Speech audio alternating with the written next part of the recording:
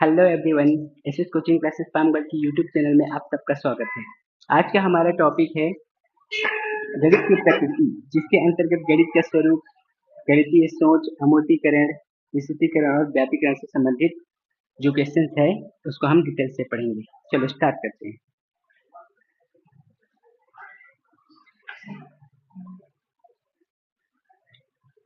गणित की प्रकृति।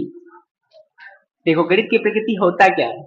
मुख्य रूप से तार्किक सोच, अमूर्त चिंतन और यथार्थता पर आधारित होती है, जो गणित की प्रकृति है।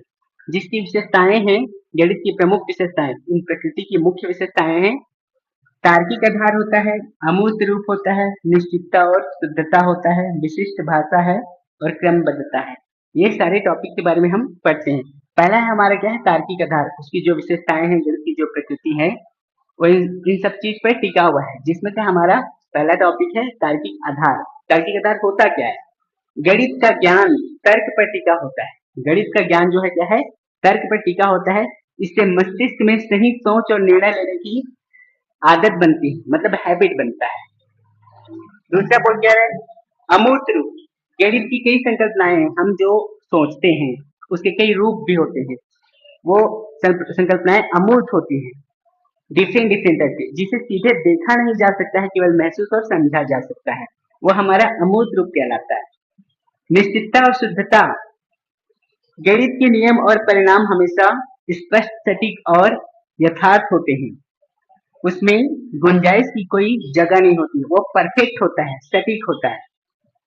विशिष्ट भाषा। गणित की अपनी एक अलग भाषा और एक संकेत होते हैं, जैसे प्लस है, माइनस है, मल्टीप्लिकेशन है और डिवीजन आदि। ऐसे बहुत सारे सैम्बल्स होते हैं जिसे पूरी दुनिया में एक जैसा समझा जा सकता है, चाहे वो किसी भी कंट्री में हो, सब में समान रूप से। क्रमबद्धता। इसका ज्ञान व्यवस्थित और संगठित होता है, जहां एक नियम पिछले नियम पर आधारित होती है। एकदम क्रमबद्ध टाइप से होता है कि एक नियम जनरेट होता है तो वो पिछले नियम से क्या होता है? रिलेट करता है। फिर नया जो नियम बनता है वो फिर पिछले नियम से क्या होता है? वो रिलेट होता है।